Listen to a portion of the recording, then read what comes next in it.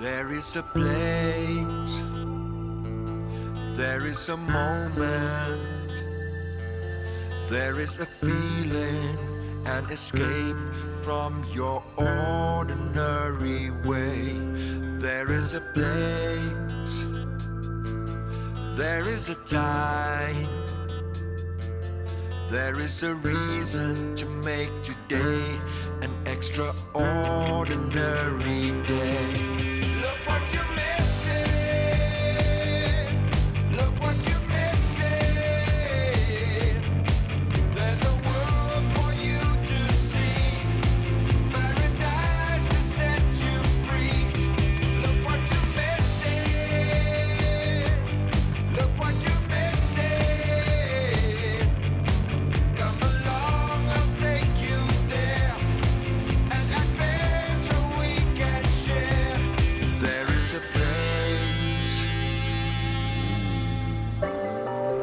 This time on Look What You're Missing, we continue with our exploration of the Overberg, and we start off by concentrating a little more on the coastal regions. We're going to start right here, just about on our doorstep, with the Gullis Lighthouse and Museum. And another thing I'm looking forward to around here is some fantastic good old-fashioned fish and chips. Now, this lighthouse was built in 1849, which makes it the second oldest working lighthouse in South Africa. The first light was fueled by the tail fat of sheep. In 1905, an oil-burning lantern was installed, which was replaced by a petroleum vapor one in 1929. 7 years later, that was replaced by a 4-kilowatt electric lamp, which was powered by a diesel generator. Today, the lighthouse keeper's house is a museum, and we're going to go inside and climb the 27-meter high tower to get to the top for one of the most fantastic views around here. The current 400-watt metal halide lamp beams its light out as far away as 56 kilometers.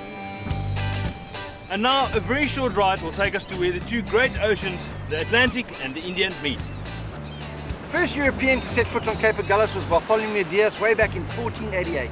And I wonder what he would have thought if he'd known he was standing at the point where two great oceans meet. But it is kind of an iconic moment standing here, a tick on the list, so to speak. Now we're off to the little Overberg town of Bredasdorp.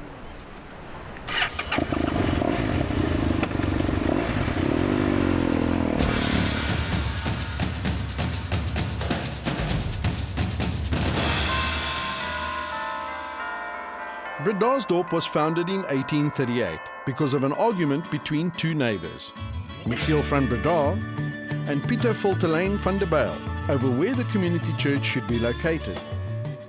Michiel van Breda wanted the church site on his farm, Langefontein, while Pieter Voltelijn van der Bijl wanted it built on his land, Klipdrift. Neither would back down, so in the end, two churches were built, one on each farm. The town of Bredasdorp grew around Van Breda's church, and the town of Napier established itself around Van der Bijl's church and was named after Sir George Thomas Napier, the British governor of the Cape Province at that time.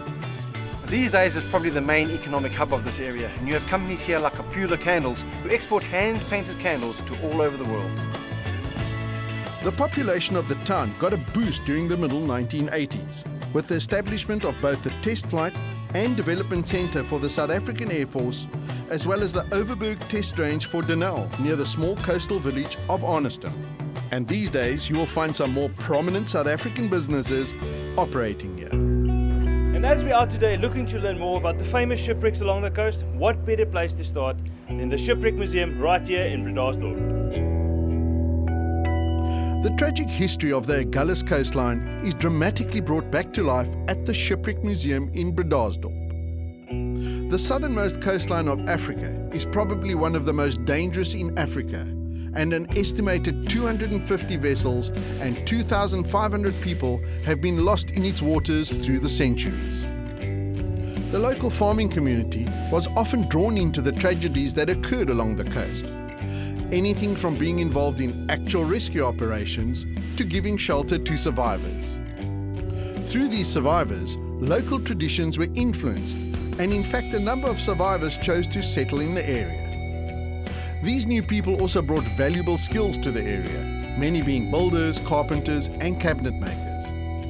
The region even has its own special type of architecture, which includes thatched roofs and gables. Timber is rather scarce in this barren landscape, and so often the wood used during building was salvaged from shipwrecks. The bulk of the exhibits in the museum are from 4 of the area's biggest wrecks, notably the Arniston, the Queen of the Thames, the Oriental Pioneer, and the Birkenhead, one of the most poignant in British maritime history. Now we will find out more about the Birkenhead a little bit later, but first we're off to the little hamlet of Napier.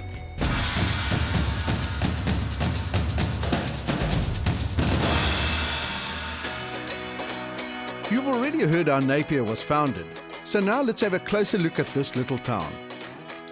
The Fiersace, probably the oldest building in the town, was once used as a slave lodge, then later as a wine cellar. It was restored in 1988 to celebrate the town's 150th anniversary. The Dutch Reformed Church was built in the form of a Greek cross with teak interior, unique with a beautiful pipe organ made of solid yellow copper. The popularity of Napier has increased dramatically in recent years, with many of the old houses being bought by city dwellers and lovingly restored to their former grace. Now firmly established as an artist community, with its narrow streets and quaint architecture, Napier is a town full of charm. And along the main road you will find many restaurants, galleries and interesting little shops. As you leave, look out for the Oxwagon Monument, which commemorates the Ossewaard Trek of 1838. And the next stop we're heading for is Danger Point, just outside Gansbaai, which is where the Birkenhead went down and a famous maritime phrase was coined. There we'll also find the second of the 2 lighthouses we'll visit in this trip.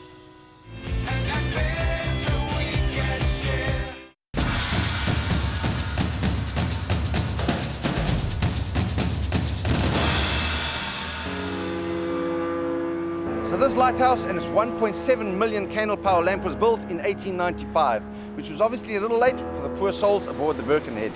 Many wild stories have been written about the sinking of the British troop ship, the Birkenhead paddle steamer, right here off Danger Point in 1852. The one thing that seems for certain though is that the famous maritime tradition of women and children first started during this tragedy.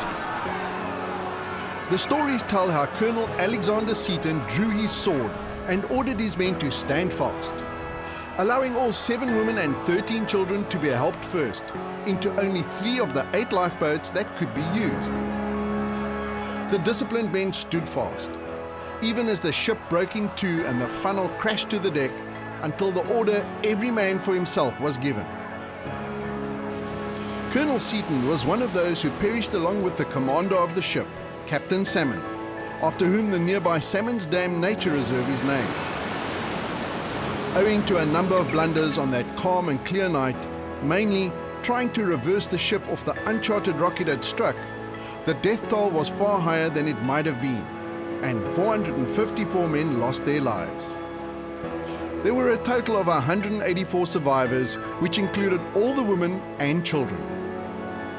And now we start heading back towards the Gullis, and because we don't really want to ride the same roads twice in one day, we're going to take a detour through a small place called Stamford, and then later an even smaller place called Wolvelgat. Because we heard an interesting story about... All lies. The main reason we're going through Stanford is because he found out there's a brewery there.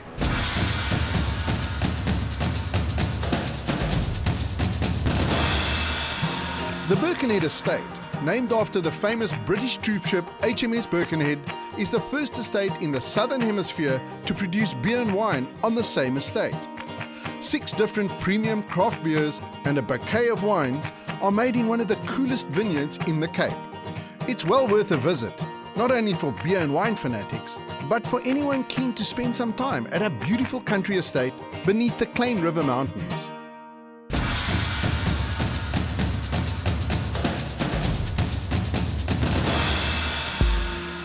So this morning we sort of start our journey home, except we're still heading away from home, even though we are going home. Does that make sense? Nothing suits me more. And tonight we'll be sleeping in a barn way up in the Langeberg Mountains. But first, another must for any traveller in the Overberg, across the mighty Breda River in a rather unique fashion. And it's a fair stretch down an almost dull gravel road. But as we said before, can a road really be boring when behind the handlebars of a motorcycle? We also mentioned the Overberg is the perfect place to spot a flock of blue cranes, South Africa's national bird. The Breda River, which translates to Broad River, has its source in the mountains near Ceres and flows for roughly 320 kilometers through a valley with the same name on its way to meet the Indian Ocean. It is easily the longest navigable river in the Western Cape and provides vital irrigation for many farms, which can be found in the Breede River Valley. It also flows past a couple of important agricultural towns like Worcester and Swellendam before it runs into the sea at Witstrand, a beautiful estuary where the sea tides can push up as far as 50 kilometers into the river.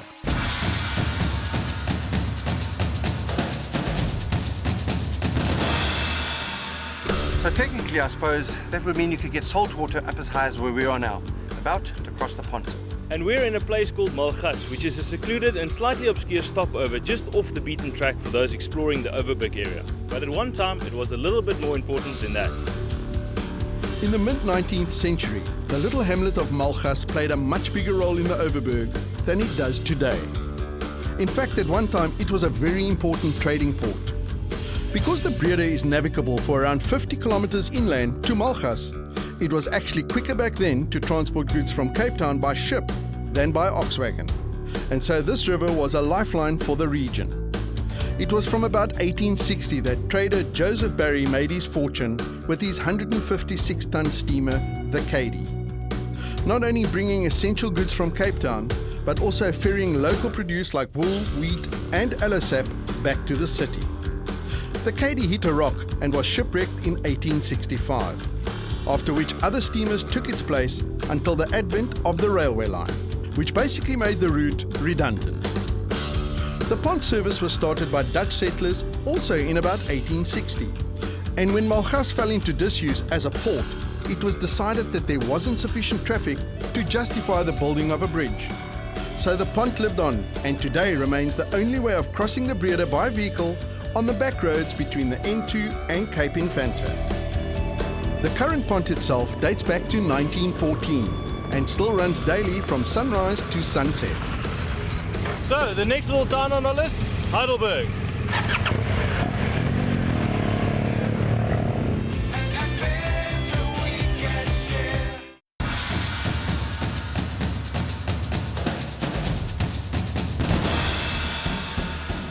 Heidelberg is located near South Africa's south coast on the N2 highway, 274 kilometers east of Cape Town, and is considered by some to be just east of the Overberg region, and rather the start of the Garden Route. The river next to which the town is located is called the Davenoks, Dovecote, and was named by an explorer, Isaac Schrijver.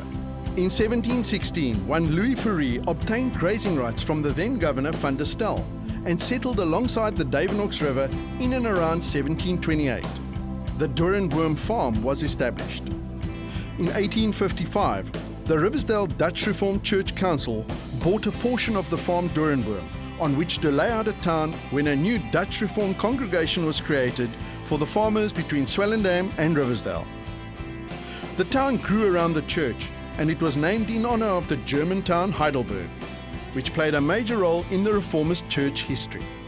In 1903, Heidelberg became part of the railway network and became an important transport link for the wool, wheat, fruit and tobacco industries of the area. Now, because we've always believed that a shortcut never led to any place worth going, from here we're actually going to head even further out on the N2 for a little bit before we turn and go north, almost backtracking towards the little settlement of Seebrock, just so we can incorporate some of the most magical off-the-tar loops in the Cape. The gravel roads network east of Swellendam and north on the N2 highway must be some of the finest riding and exploring available in the Cape today. All along the way, you will experience pristine gravel roads interspersed with unnamed mountain passes that offer grand mountain scenery accented by fynbos and miles of unspoilt wilderness.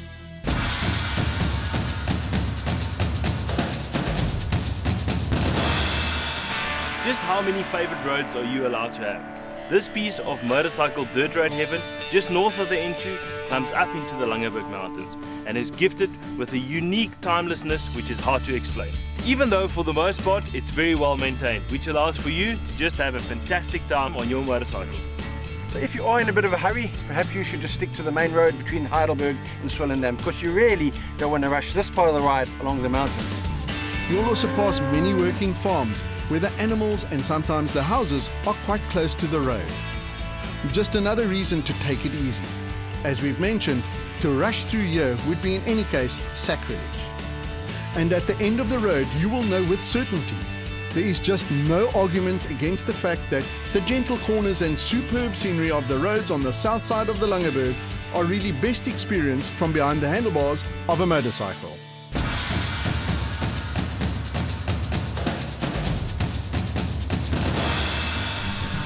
So this is something you'll definitely come across on your travels by motorcycle.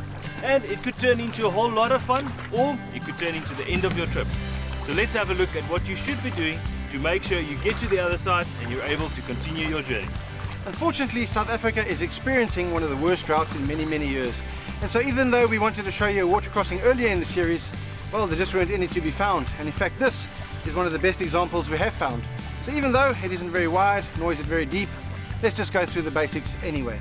The first thing is to never assume anything. An unknown water crossing could be 30 centimeters deep or it could be 1 meter deep. So don't go flying into it if you're not sure.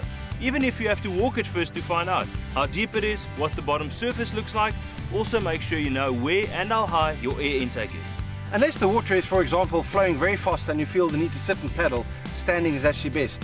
And if the bottom is rock strewn, be prepared for the bike to move and jump around a little bit. But as always, be loose, neutral and responsive on the bike. Enter the water slowly and build up a steady speed. Not too fast, because that will create a bigger bow wave which may come back and swamp you. Gently power through, focusing on the bank where you want to exit. If you fall and the bike is underwater, do not try and start it without getting the water out the engine. Water can do incredible damage. Add to your skill set by making sure you know how to dewater your particular machine. And if you think there's a good chance of that because of the depth of the water or the bottom of the river, don't be shy. Ask a more experienced rider to take your bike across or get all your mates to help you push your bike across. Don't end your journey at a single water crossing because of pressure or ego. It really just isn't worth it. And now, next stop, An amazing place called Honeywood.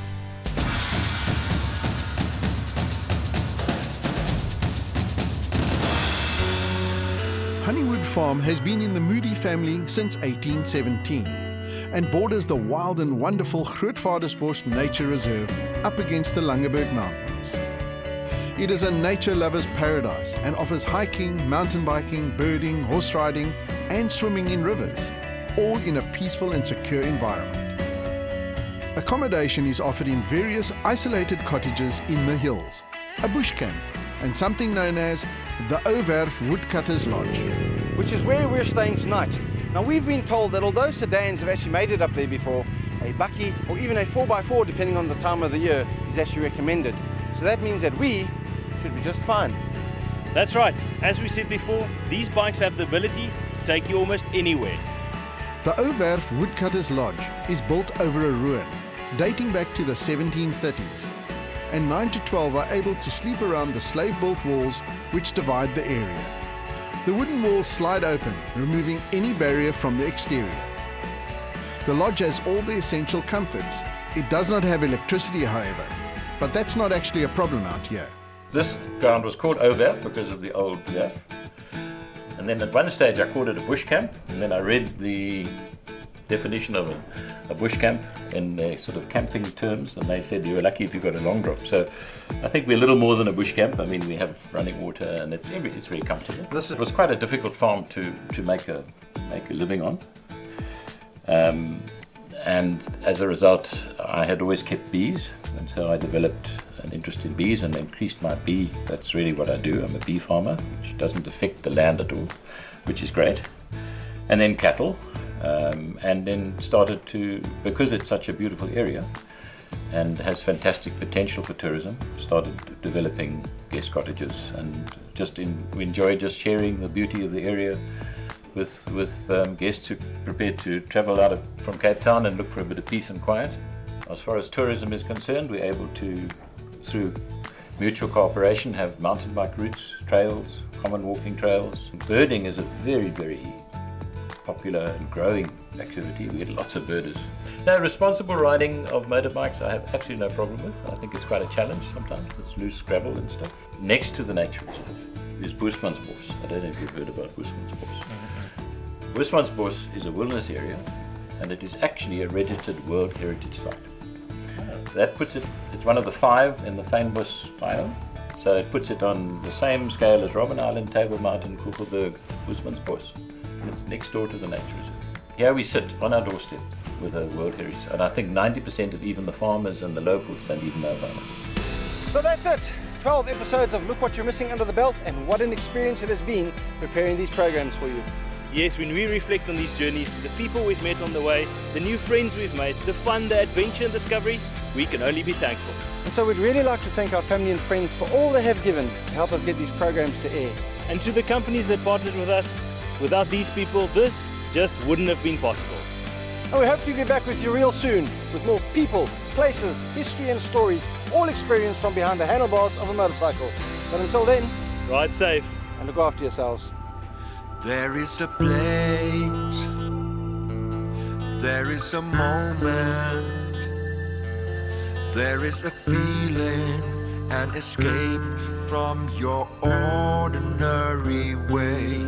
There is a place, there is a time, there is a reason to make today an extraordinary day. Look what you're missing. Look what you're missing. There's a world for you to see. Paradise to set you free. Look what you're missing. Look what you're missing. Come along, I'll take you there. An adventure we can share. I think how much time I've missed. I could have been doing this a lot longer. I really enjoy it so much. I'm very glad that I can now share that with my wife. It's a little bit of everything. It's not just the riding, it's the people, it's the bits and pieces, it's the safety, it's all of that. And all of that puts together an experience which I think in this country we're truly blessed to be able to experience. You've got to do it on a bike. And when you do it in a group like we do, if you do it on your own, it's just something you've got to experience. It's just so magnificent that it takes your breath away, kind of thing. And I mean, that's one of the reasons why we decided to go riding and do half of these things that we do, because it's just parts of the country that people don't naturally see, and it's just so rewarding. And you take that with you and it stays with you. It's a great memory. I don't know, but the girls on this ride, I was so impressed. I was like, one day I'm gonna do that. Putting you in the picture, because you can see pictures of outdoors, but if you see the person there, you know, it changes the outlook as well. It becomes real, yeah. Look what you're missing. Look what you're missing. There's a world for you to see. Paradise to set you free. Look what you're missing. Look what you're missing. Come along, I'll take you there. An adventure we can share. There is a place, there is a moment, there is a feeling, an escape from your ordinary way.